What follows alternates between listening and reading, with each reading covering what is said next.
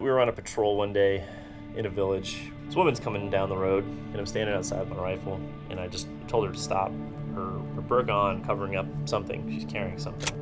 And she wouldn't stop. She kept coming towards me, and I didn't know what she was carrying. She's carrying a bomb. If she gets much closer, she's gonna be able to blow up the rest of the guys in the unit. So I raised my rifle, pointed at her, told her to stop. Hey, stop. You're gonna have to shoot this lady. I moved my selector switch from safe to semi on my rifle, put my finger on the trigger, and she stopped. Told her to open up her burqa. It was a baby.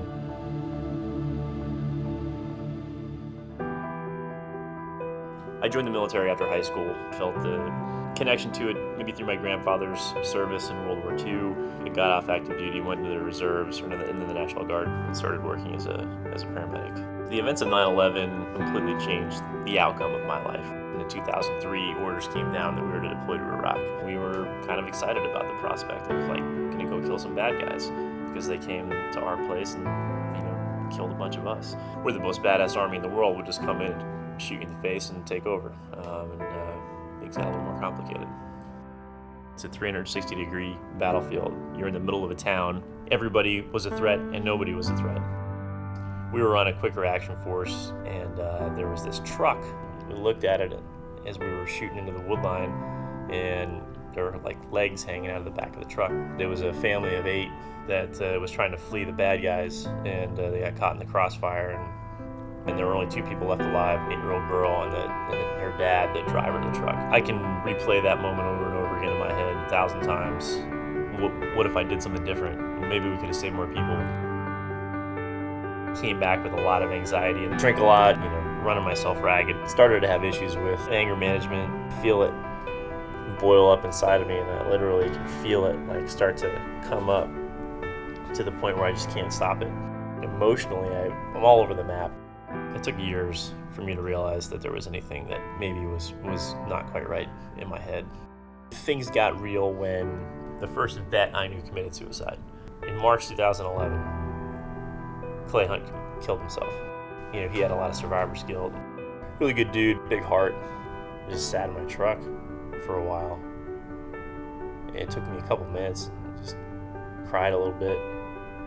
And then another friend of mine committing suicide in 2013.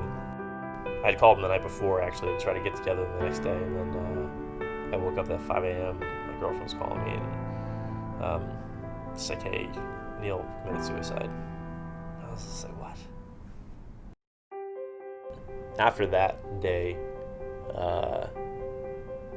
myself and my friend JC talked to each other.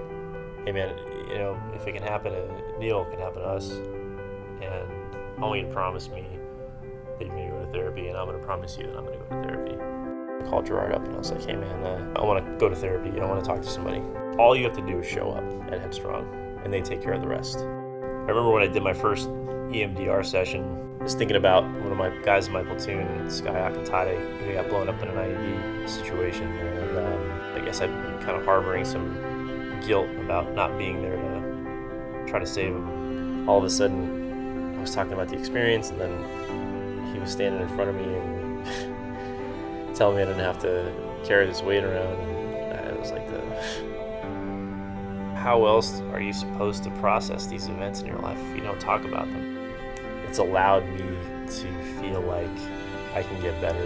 I have more of a capacity to manage my own emotions and not feel like a lunatic. It's worth it to put the work in to do it. I've talked to a lot of vets in the past. I feel like I've been able to get several of my friends in therapy.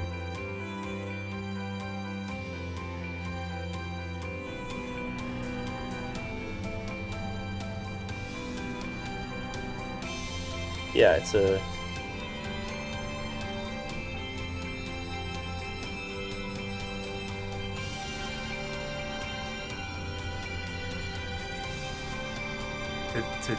to think about what Clay and Neil and everybody else that I know that committed suicide must have went through to get to that point is heartbreaking.